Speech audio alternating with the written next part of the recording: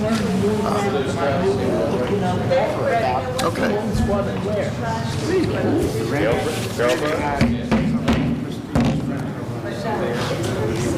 Meeting will come to order, please. The notice requirements of the Open Public Meetings Act for this meeting have been satisfied. A copy of the annual meeting notice was sent to the press, the Down Beach Current, posted on the bulletin board in the municipal building, on the municipal website, and filed in the office of the municipal clerk. Will you take a second and please turn off all electronic equipment? We'll stand for the Pledge of Allegiance. Attention, salute. I pledge allegiance to the flag of the United States of America and to the republic for which it stands, one nation, under God, indivisible, with liberty and justice for all. Call the roll, please, Joanna. Mayor Becker? Here. Commissioner Amadeo? Here. Commissioner Blumberg? I am here. Okay. For discussion today, Lisa, you're up for best practices. Yeah, thank you. As you know, for the last several years, the state requires us to complete a best practice survey, and you need to score at least an 85% in order to retain any state aid that you receive. We do receive approximately $800,000 in state, well, it's considered state aid, it's the energy receipts tax. And in prior years, we have always scored high enough to receive 100% of that amount.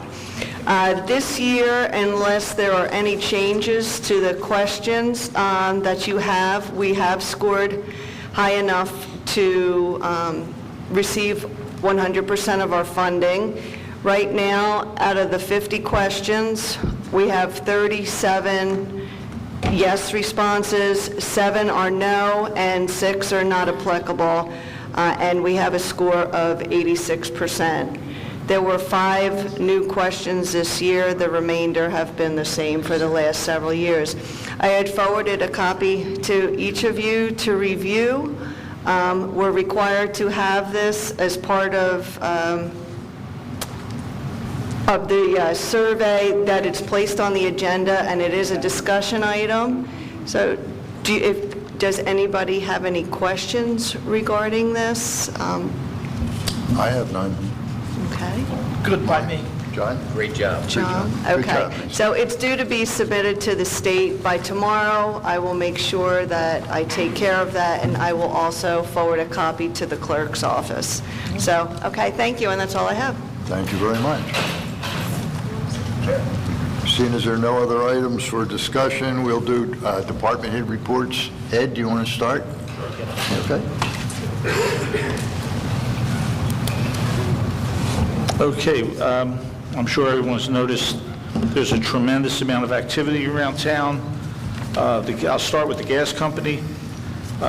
They're working on both Atlantic Avenue, Monmouth Avenue, and several of the side streets. That's Kiley doing the main work. A.E. Stone, who's the paver for Kiley, is now, they're milling Amherst Avenue. They pretty much have everything else milled and mostly paved of the streets that were done last year. So within a few days, the paving restoration will be complete for phases 0 through 6. Currently, the pipe work that's going on are phases 7 through 11. Once that pipe work is done, they'll do temporary patching, and the paving for those phases will be done next fall. Relative to city projects, city-funded projects, Washington Avenue is progressing. The boiler is functioning in this building. The generators are well in progress. They're ready to fire up just about. And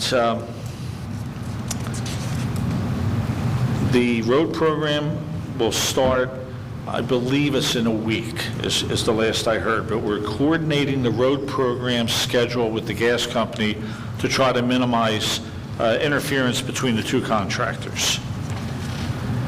The streetscape project, we have Benson to Decatur under construction, and essentially The base concrete is poured there, the light foundations are being poured. We're about a week away from the tree grates coming in, that's the one delay. Once the tree grates are in, we can finish pouring the base and the brickwork will start. Adams to Jefferson is also the same condition, and they've actually started down at the other end of town yesterday, and that is from Exeter to Douglas. Okay, they're pouring that concrete. Actually, they poured a lot of that concrete today, so that project, they're moving along really, really well. And the irrigation system on the Parkway is about 75% complete. That's pretty much it right now. Thank you, Ed. Frank?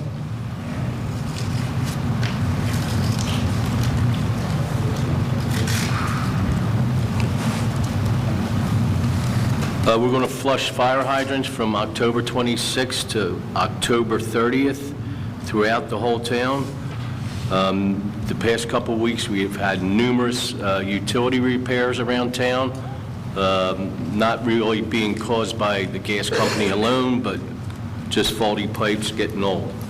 The northeast storm last weekend, we experienced a lot of high tides, but that's all we experienced. We didn't experience any dune damage. We had very minor beach erosion, which that beach has already came back already in less than a week. So the beaches are in very good shape. We're in the process of winterizing all our vehicles and public city properties to prepare for the winter. That's all I have. Thank you, Frank. Lisa? Nothing else? Oh, wait, Lisa, don't forget the health fair. Don't forget the health fairs tomorrow from 11 until 2. Should be what a time good was that? turnout. 11 till 2, right here. Okay? Come on out. Thank you. That's all I have. I certainly will. Linda gets that. Chief Wilson, why don't you? Yes, I'm actually happy to report that our accreditation files have been shipped off to the Rogers Group for review, which means the only thing we have left now is the actual on-site by the accreditation by CALEA and the New Jersey State Chiefs, and we will be, I'm pretty confident we will become an accredited agency, so that's a good thing. Other than everything else is great. Thank you. Chief Tabasso, do you have anything to report? I have nothing to report today. I do want to mention one thing. Fire Prevention Week was a very successful week for us. As usual, visiting the schools and senior citizens, and it went great. Thank you, Mayor. Thank you, Chief. Mr. Deeney?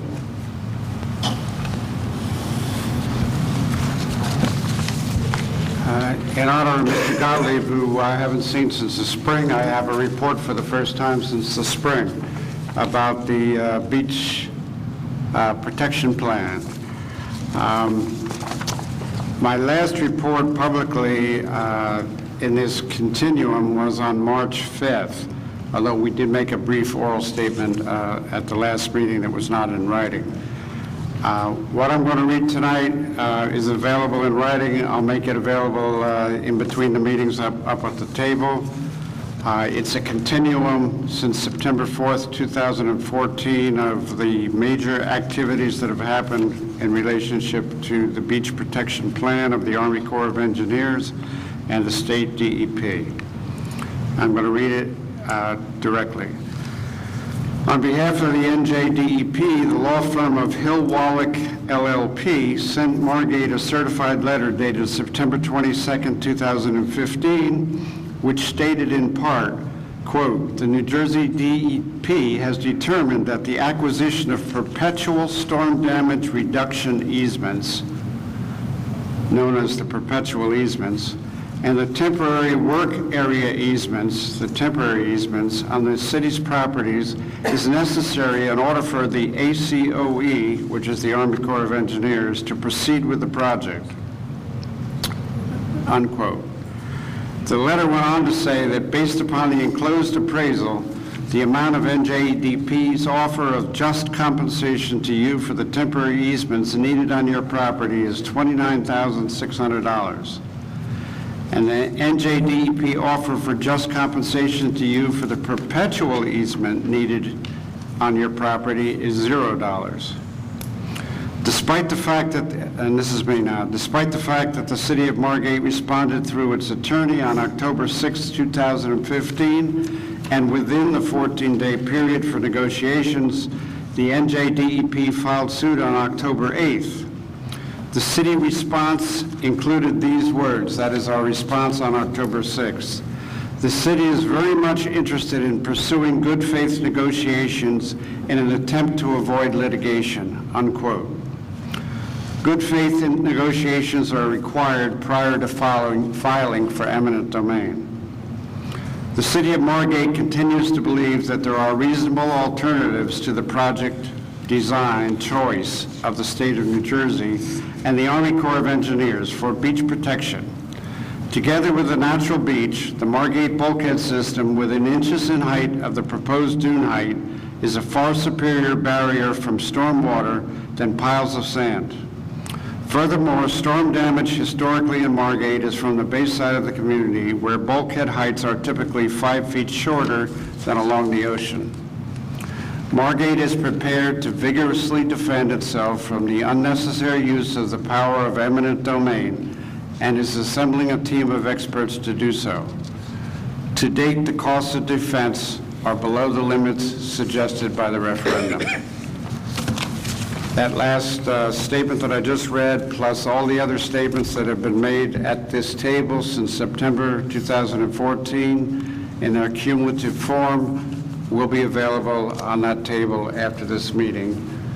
And I'll pass copies along to the commissioners right now and to the solicitor. The rest of them I will distribute.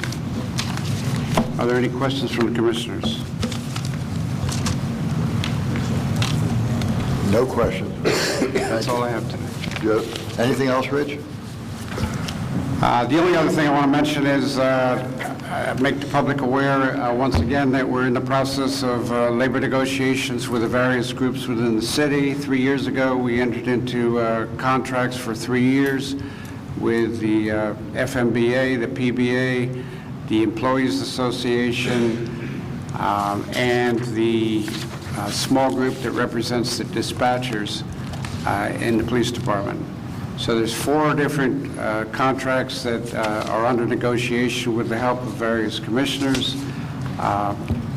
The furthest along at this point is the PBA contract, and Commissioner Amadeo and myself and Chief Wolfson have sat down several times with the PBA, and we are quite advanced in that process. The other departments, the other negotiations are in their beginning stages, but we'll keep everybody informed.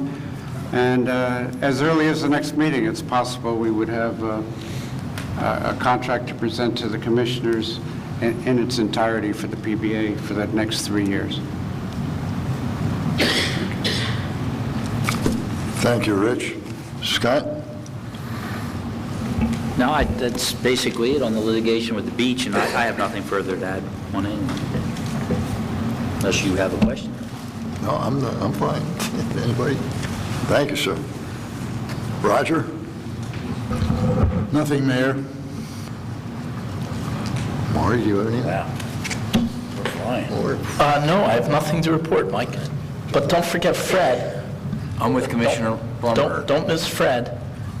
He's hiding back. Do you have anything? No, I don't have anything. We're gonna have to put you over here. But thanks, Andy. You're welcome. Thank you, Maury. John? Nothing, sir. I think I have nothing. At this point, we will open public comment. You have 3 minutes on any of the topics that were discussed here today. Mayor Vaughn. Good afternoon, ladies and gentlemen. Vaughn Reel, 6 North Margate. Always a pleasure to see you all. Absolute honor. So how do I start? I start with UGG. We've all heard the story about the 3 little pigs. We're living it. 3 little pigs, one built their house out of bricks, the other 2 out of straw and sticks. And the guys that built them out of straw and sticks were calling the guy who built the house out of bricks a bunch of names. We're getting called names, okay? We have the most robust beachfront bulkhead system in North America, okay? In North America. Yet we're being called names. It's unbelievable. The fact that we built it, how do I say this? It's a testament to the wisdom of not my administration, not your administration, but the prior administrations and all the people that have lived in this community for the past 70, 80 years. It's the smartest thing to do. Dr. Stu Farrell, who, by the way, receives funding from the Army Corps and the NJDEP, I'm actually going to use his line here. In New Jersey, over the past 30 years, we spent $1.2 billion, with a B, on beach replenishment, on something that washes away by design every 4 years to be replenished. That's by design, as opposed to taking that $1.2 billion and building something permanent. And we're getting called names. I'm not sure what's more selfish. In fact, I can't think of anything more selfish. We're actually taking money from middle-income taxpayers in order to fund property protection for people that most of which are multimillionaires. That just doesn't seem right to me. It's kind of uncanny. What is continually lost in this debate, and I think that it's not reiterated enough, the beaches, the cities that do the beachfront replenishment absolutely destroy their beaches. By intention, they use a thicker grain of sand that binds together to reduce the erosion effect that actually is exacerbated by the project itself. They acknowledge all this. So Ventnor and Atlantic City used to have powder white fine sand. We all remember it. We used to have it. And I assume that at some point in time there's going to be a lawsuit, because I have samples from surface, 6 inches, 1 inches, 3 feet, 1 foot and 3 feet deep along 6 different beaches of our powder white sand, which doesn't exist anymore, because now we have the thick grained sand. Last thing I'll talk about, I had a little bit more here, but I kind of got lost in myself. Happens. I see I'm down to 16 seconds. Harvey Cedars is continually referenced. I'd ask your council to look at this. We're actually the council's representing us. That was originally a win for the homeowners, but the judge calculated it wrong, didn't take into account the protection of the beach, of the dune. Just give me 1 second, Mayor. I'm not attacking you guys. I'm actually blessing you, okay? The second judge overturned it because he said the first judge didn't take into account the protection provided by the dune because the house had no bulkhead in front of it. That is unlike Margate. And the fact that people are pointing to Harvey Cedars and saying that we're going to be just like them, you are comparing apples to oranges. Putting a dune in front of our bulkhead is very much like giving a soldier who's got full body armor a plastic trash lid to protect himself from bullets. So keep up the good fight. I encourage you guys to keep it up. The 130 grand we spent may have saved us $680,000 already, because that's our minimum cost every funding. And remind folks that if the Congress doesn't appropriate the funds, or if we need to replenish off cycle, we're on the tab for all $7 to $10 million. Thank you very much for your time, guys. Thank you, Warren. Anyone else? Before Vaughn sits down, I would like to make a comment. And Vaughn, you really, and you look good, and you speak well, and thank you for coming. I just want to, because I think this is lost, and I agree with you 100%. The beaches from, I want to say, Barclay down to Douglas, if you looked at them this morning, they are black.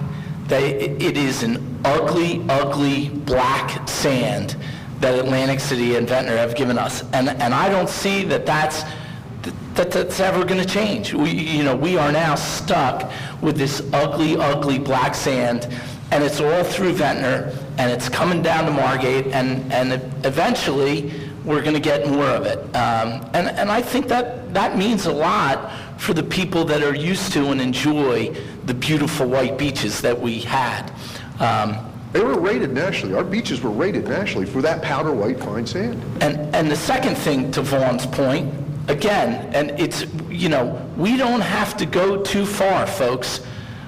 Go to Ventnor, And I'm going to say at the second or third block after their dune starts, at a regular high tide, and I have pictures of it on my phone yesterday, a regular high tide, they had less than 7 foot of beach between the high tide line and the dune. And I would assume that as the winter progresses, there'll be no beach there if people wanted to walk or sit at high tide. And if there's no replenishment coming, there would be no beach for those people to sit on. And that's what we're faced with. Since you gave a guy with a big mouth an opening, there was one thing I forgot to say. The fact that we're addressing beachfront storm damage prior to addressing back bay damage, and you guys know all this, it's insanity. It's like treating a chest pain instead of the underlying heart attack. It's just insanity. Spend 1 nickel on beachfront when we know all the water comes over our back bay, and it wasn't just us. I'm not sure how Ventnor can do it. This is not about saving lives. This is about protecting property of people that are mostly multimillionaires. You know, and Ventnor could spend a couple, maybe $1 million to move their bulkhead, their boardwalk back a little bit. It was discussed when I was in office. But anyway, commissioners, thank you very much. you. Appreciate you guys. Thank you, Vaughn.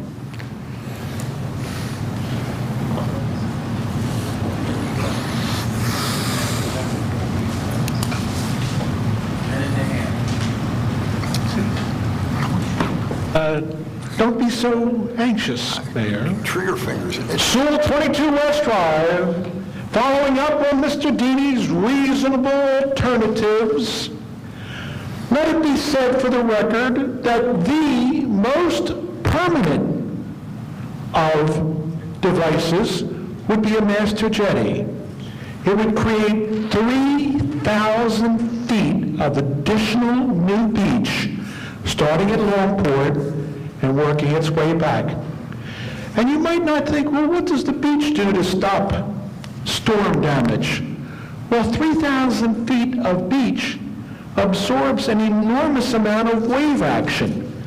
The extended beach of 3,000 feet acts like one gigantic dune to stop wave action.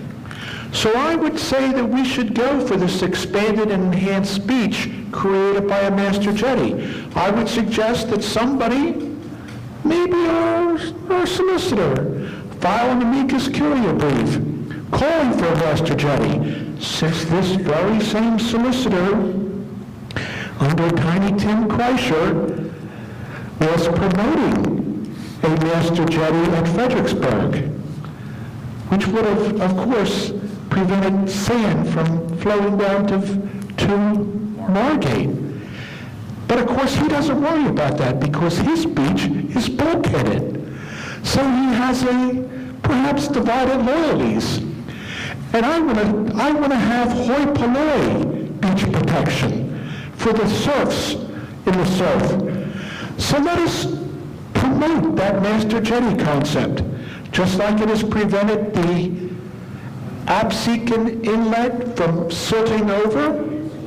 It'll prevent the Great Egg Harbor Inlet from silting. If you remember, a professional towboat operator was killed when he flipped over on that hidden shoal. Well, if we snatch all that sand, we don't have to worry about hidden shoals because all that lovely sand will be extended all the way back to Atlantic City. It'll in different incremental amounts. So I strongly urge somebody here file an amicus curiae brief. And I think Scott is just the perfect person to do that. He'll do it pro bono, I'm sure, out of a sense of eternal gratitude. So once again, I ask, let that master jetty be first and foremost, even before bulkheads. Last 10 seconds I'll give to Vaughn. Thank you, John.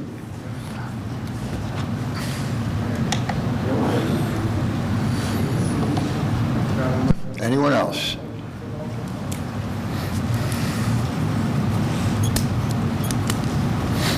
Sharon Simon, 424 North Thurlow Avenue. It's nice to see you all again. I haven't seen you in a while.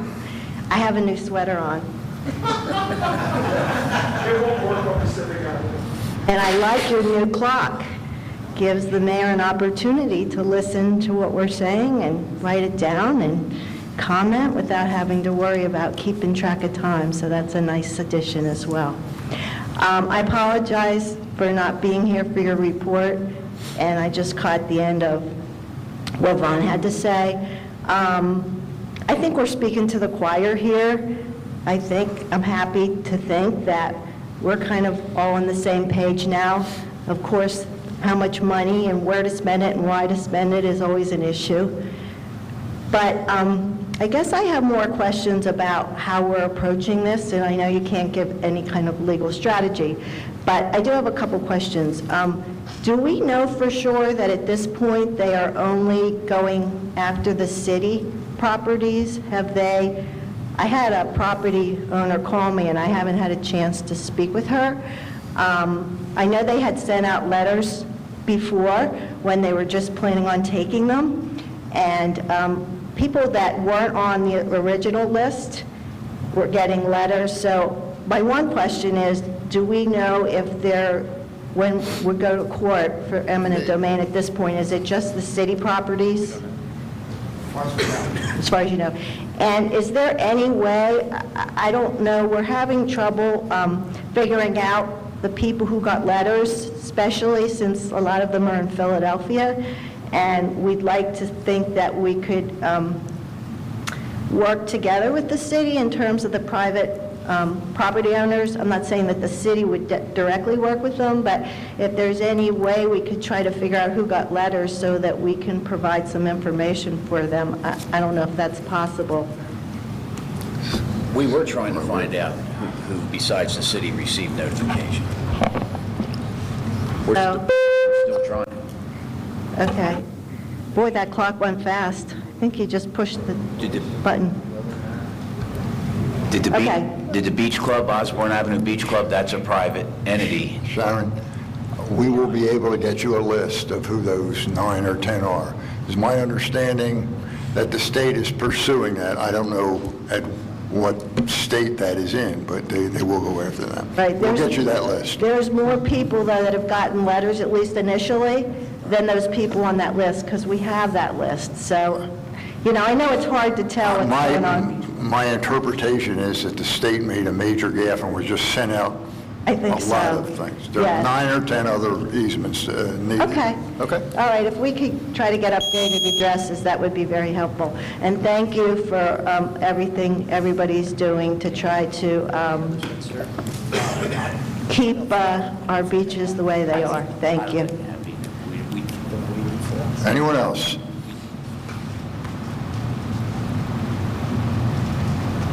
Good afternoon, Dan Gottlieb, 407 North Nassau. I want to echo a couple of the things that Sharon and Vaughn said.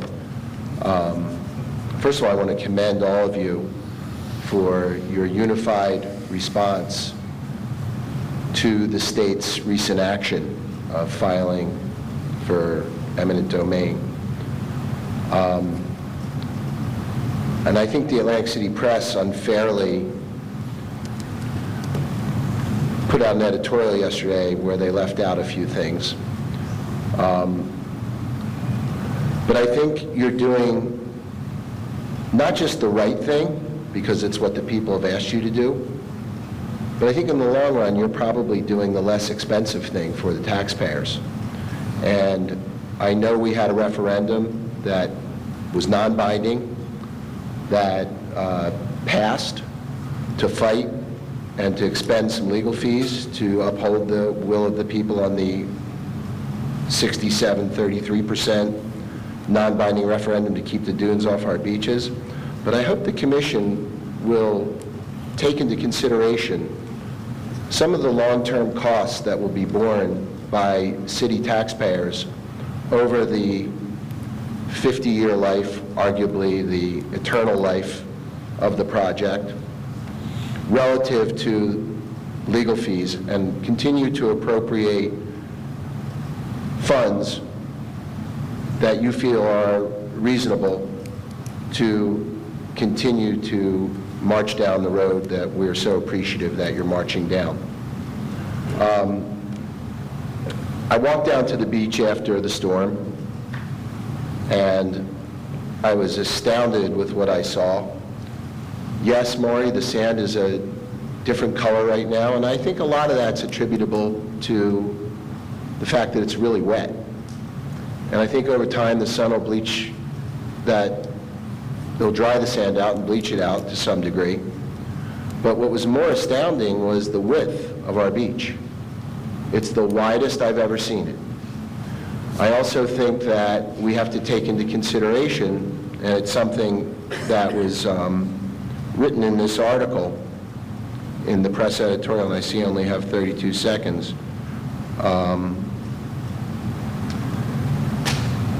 Said, but if their actions become legendary, the tale is likely to be about their waste of resources as they stubbornly push past numerous warnings to certain failure. Well, the only failure that I saw last week was where the Army Corps had completed projects, especially a recent one. And Mayor, I'll just be 10 more seconds. Thank you for your consideration. Where they had just completed 3 days prior to the nor'easter a $57 million beach replenishment project. That sand washed out into the ocean.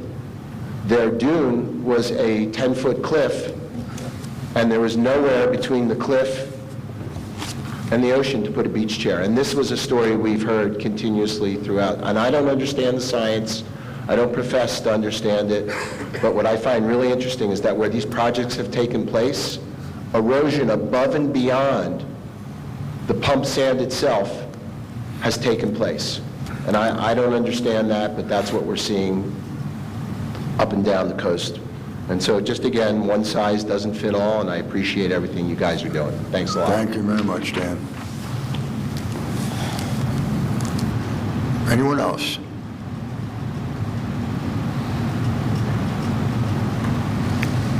Is there a motion to close public? Okay.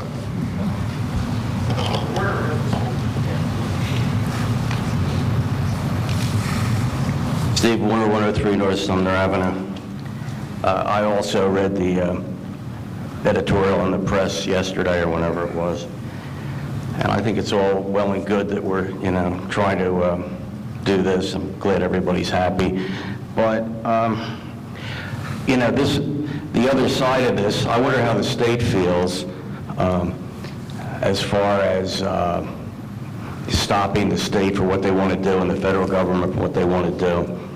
And I think we should consider, okay, that we're probably aggravating them pretty good. And now I'm quite sure. And sometimes, this has been my experience, okay, that when you aggravate the state, you aggravate the federal government, they can be like really vindictive, okay? And there may be no discussion with the state or the federal government, and we may just lose, okay? And we may get nothing. And not only may we get nothing, we may get punished by the state and by the federal government. So I think we've got to think about that. And also, as far as any more money to fight this, not without a referendum, okay? The taxpayers have to approve it, and frankly, I think the people that have been talking about this, they should put in some money too. And the city should only go dollar for dollar what the other people are willing to put up to fight this. I don't think the taxpayers should be on the hook for any more money. Thank you. Thank you, sir. Anyone else? No, as for anything that was discussed at the work session, I don't know, were you here? There'll be at the beginning of the next meeting, there'll be an open comment for any subject, okay? Anyone else? Motion to close public comment, please. I'll make that motion. I'll second it. Johanna? Mayor Becker? Yes. Commissioner Amadeo? Yes. Commissioner Blumberg? Yes. Motion to adjourn this meeting. I'll make that motion. I'll second that. Mayor Becker? Yes. Commissioner Amadeo? Yes. Commissioner Blumberg? Yes. Thank you. We will reconvene at 5 o'clock.